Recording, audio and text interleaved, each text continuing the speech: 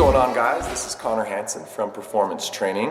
Got another question here from one of our viewers, and it's, what is the best way to lose fat?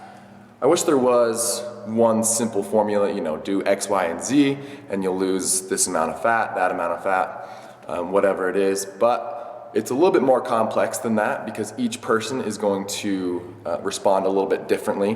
What I do for one client will be completely different than what I do for another client. But there are some things that have carryover.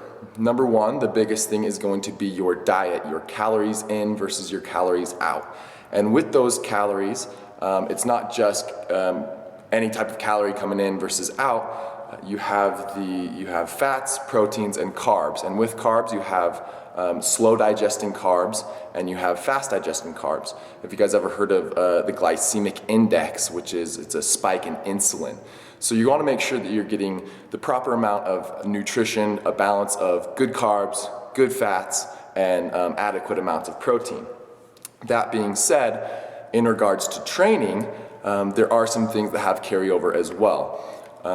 With weight training, you want to be doing compound movements. A compound movement is such like a squat or a deadlift or a bench press, where you're using more than just one joint. A non-compound movement or an isolated movement would be like a bicep curl or a tricep extension. Even though you are burning calories while doing that, it's going to be lower than if you're doing a full body compound movement. So, first step, full body movements. Also, you want to be training, you have two types of fibers in your body. You have a fast twitch, which is more explosive movements, and you have slow twitch, which fatigue a lot slower. And with those, you want to be training both your fast and your slow twitch. So be mixing it up between heavier sets with lower reps, with higher weight, and then higher reps with lower weight with a few more sets. That way you're training both muscle fibers optimally. And there's this theory or this thought out there that the lower the intensity, the more fat you're going to burn, which in a way is true. So when your body is at rest, the main source of energy is fat. So when you're sleeping, you're burning mostly fat versus carbohydrates. And so the theory behind it is that by doing low intensity, you're burning a higher percentage of fat, which is true. But in a high intensity workout, the total amount of calories burned is greater, even though some of those calories are coming from the carbohydrates that you have stored. The total amount of calories is going to be higher. Therefore, even though the percentage of fat is smaller, the total amount of calories from fat is greater. Also, one of the benefits of higher intensity workouts, instead of hitting just tons of reps really, really slow and you're not really fatiguing yourself, one of the benefits of high intensity is that afterwards your body will continue to burn more fat than in low intensity workouts. There's kind of this bell curve, this peak, and then it slowly starts to drop off as with your workout it gets really intense, and then it slowly drops out through the day with fat burning.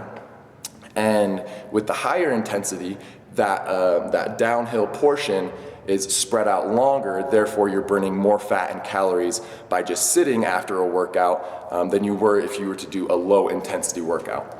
Also, there has been some studies that prove that the more aerobically conditioned you are, the more, the further you can run, the more your heart can pump and all those things. The more trained you are, the more fat you will rely on in any given situation. Someone's car alarm's going off. So in any given situation, you will burn more fat because you're aerobically trained. And so there you have it, you want to do high intensity workouts, training both fast twitch and slow twitch muscles. So go heavy on some sets, lighters on others, but the main thing you want to do is have a high intensity workout. Get your weightlifting in, your cardio in, because studies have proven that if a regimen with both weightlifting and cardio combined is more effective than any one of those by themselves. So if you want to lose the most amount of fat, high intensity, hitting both fast and slow twitch muscles.